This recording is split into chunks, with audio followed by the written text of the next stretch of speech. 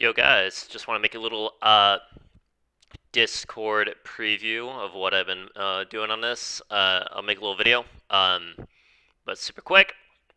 This video is going to be on what I call whole dollar, half dollar fake resistance, where like talked about this on the last FEMY video, where a lot of times if retail sees a half dollar, whole dollar seem really weak or be really heavy, um, where usually it gives a massive volume selling candle, either when it gets broken or when it gets touched, and especially if there's a lot of weakness that follows after it.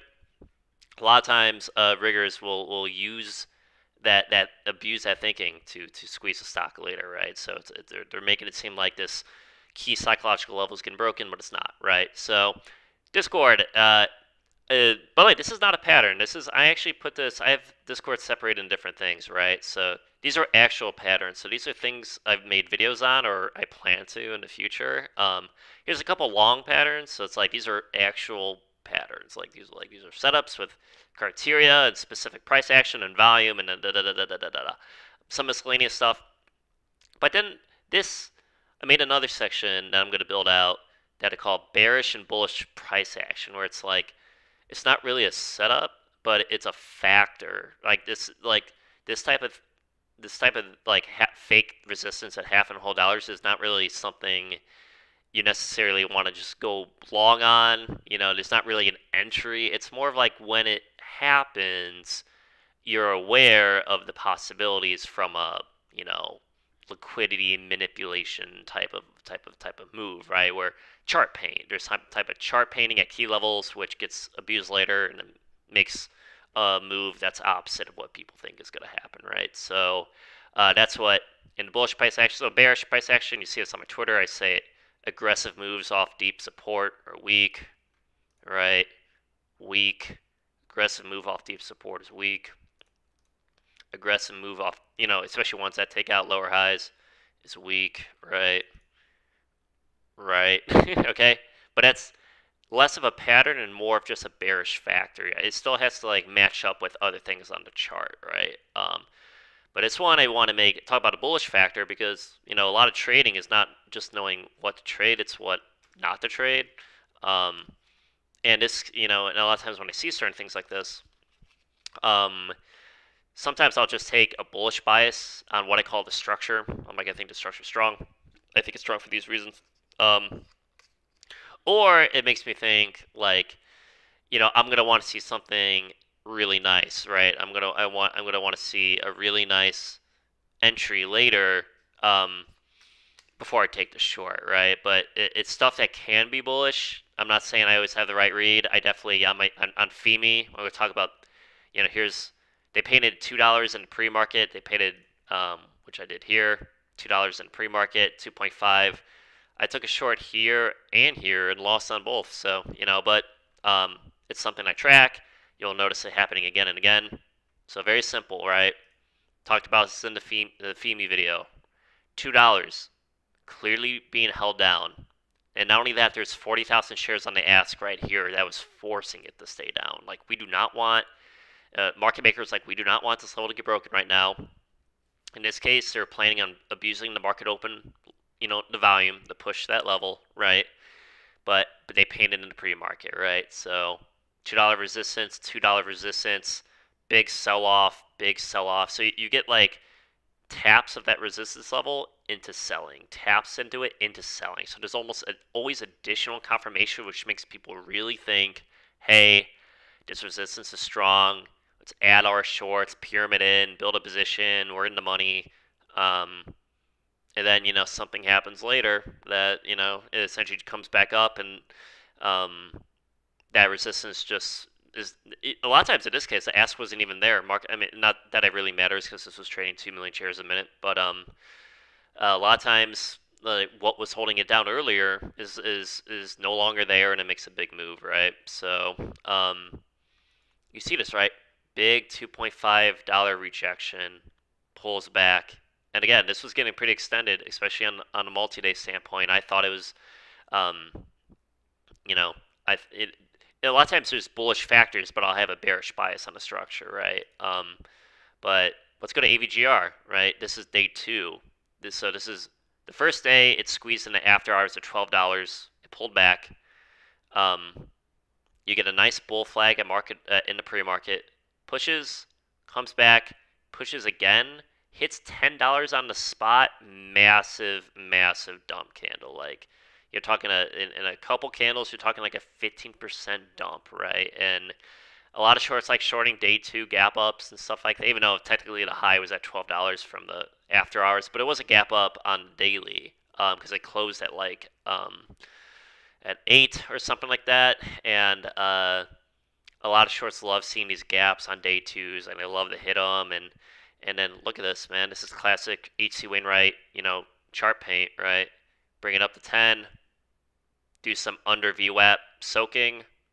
They reject it again, and then squeeze them again, right? So they're making this $10 level seem heavy. They do a $10 fake breakout. Shorts are chasing. They squeeze them, and then they squeeze them again. This is really just A plus chart manip, right? Just abusing key levels that and here's 10.5, right? Is it funny? They're coming exactly to these levels, and they're showing weakness exactly at these half-dollar, whole-dollar levels just to get squeezed later, right? So that's that example. Here's AVGR. I talked about this in the video. I made a video on this, right? Talked about this in the video where it's like every time it touched 7, massive selling. Touch 7, massive selling. Touch 7, just relative volume, tons of selling. Anyone's going to think this is weak, right? It's just relentless, relentless, relentless. What do they do? Soak, soak, soak, soak, soak, up, halt, squeeze, and then you get the 5-minute flag trap and then a pull. But yeah, again, you'll see that same psychology of like, man, this whole dollar keeps getting, it gets broken and slam, broken and slam, broken and slam. And again, a lot of this is context dependent. You know, what's the chart paint looking like? How extended is it? How many moves have they made? What type of market we in? Like, trading's not easy. But you'll see this stuff. Again, the CGC, this was back on, what, the 15th? They had 150 painted. This was high day in the pre-market. They swipe it 1 cent.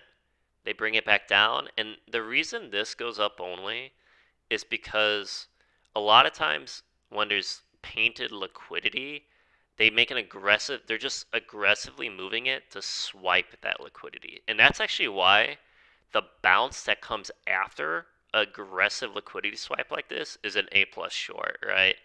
Like this is a huge short bait, but this candle's the A plus short, right? You let shorts get squeezed at a key level that everyone thinks is heavy. They get squeezed on an up only move, right? Which is great. I love to see shorts get squeezed on up only moves. And then I like to see some type of pullback. In this case, it was a pullback right to the 1 minute 55 into 9. Hyper aggressive, just like hyper aggressive here, hyper aggressive here. Stalls 2 cents below high day. And at this point, you just read the ask, see how heavy it is, make a decision. And you can go in heavy, and this ended up being a great. This cracked in the pre-market next day in the low ones. This was a nice nice fade, and then you could have swung it even more. XLA, this was on its top day, the day where it topped, right? So everyone else AXLA was up like 1,000 something percent. They know it's a POS, right? It's not gonna go, the pump is gonna end one day, and we're gonna get a deep fade, and it's going back to where it came from, and everyone's trying to catch it, right? Especially at market open, especially if they see weakness, especially if they see a gap up with a bearish pattern, right? So you get a high day clear out and a 1.5 clear out, so it takes out 2 key levels. You see instant confirmation under VWAP soak, again, just like CGC. Like a lot of times these up only squeezes are just targeting that key psychological level that everyone thought, in this case is, high day clear out, fake breakout, whatever you want to call it, 1.5. Squeeze them, then do the fade, right? It's just as you see it over and over and over again. You always, when you see these candles and you see this manip, you always want to think what are shorts thinking, where are they getting in, what are longs thinking, where are they getting out, and then I love to see an up only liquidity squeeze that tops out, relatively soon. I really don't like to see grind. I don't like to see 1.5 get broken and then have steady accumulation where it's like the 1 minute 9 and 1 minute 20 catch up and it's accumulating and the bid's holding, it's accumulating and the bid's holding, and it's like none of like the best ones are like ones that just aggressive swipe above a level everyone was sitting, and then pretty much an instant pullback. I was actually hoping this would bounce into like I thought it was going to do what CGC did here. I was hoping I would get a nice little bounce to short into. In this case, it was super heavy after this. I thought this green candle had to go. And once this didn't go, I started shorting into 1.4. It was very discretionary, but it wasn't full size. I really wanted 1.5 to get broken again here. But insane fade, and I swung some of this. I should have swung more, but I've been practicing my swing shorts in certain contexts, and yeah, this ended up cracking to like 0.7 and then even lower, and then a reverse split. But yeah, same thing. AREB, massive manipulated push, 2 million shares per minute, super, super strong. What happens? Comes right down to 2, massive reject, down only selling. Every short is going to want to get in on this. They're going to think $2 is heavy. This is so extended. Everyone knows AREB is not a great stock, to say the least. And they just see selling, selling, selling. Shorts are loading in. Longs who are buying a dip are getting stopped out. So you got this imbalance of short sellers in the money. Longs getting stopped out. They pull it under VWAP, looks, volumes decreasing. And then, again, liquidity squeeze. Paint the psychological level, liquidity squeeze, and then you get the fake 5-minute flag into the real fade, right? So check out the early shorts, long trap the longs, and then a lot of times the pump is over. M&K back in the day in May when the market was definitely making some strong moves.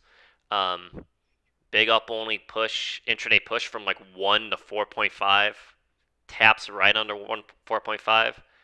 What happens? They swipe it, and then one of these crazy moves, right, where it's 4.5 paint, they swipe that paint, make it seem heavy again, and then do the real squeeze. This one was nasty. Funny enough, this is one of those charts where I actually made some money short on, because my patterns were actually working on this. I just didn't get the follow through that I wanted, but that was definitely an interesting chart when that happened. But just a quick little preview of how I'm building out the Discord. I like to, I put the ticker, the date, some little commentary that I have for my notes. I just type my notes in.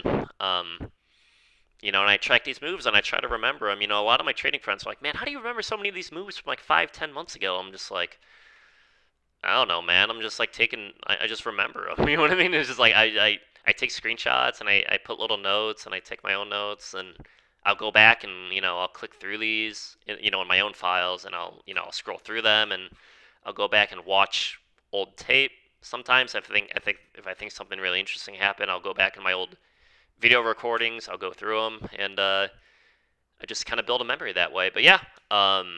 So a little sneak preview, guys. Hopefully sometime really, really soon, maybe early next week. There'll be more information about the Discord and opening it and how you can join and all that stuff. So stay tuned. I got to build it out more. But I think maybe I'll open it up and then slowly build it out more over time. I think I'm just waiting too long. I kind of want to keep adding too many things and put all this detail and have like hundreds and hundreds of examples and but if I keep doing that too much, there's really then I'm never gonna open it. So I'll let you guys know more.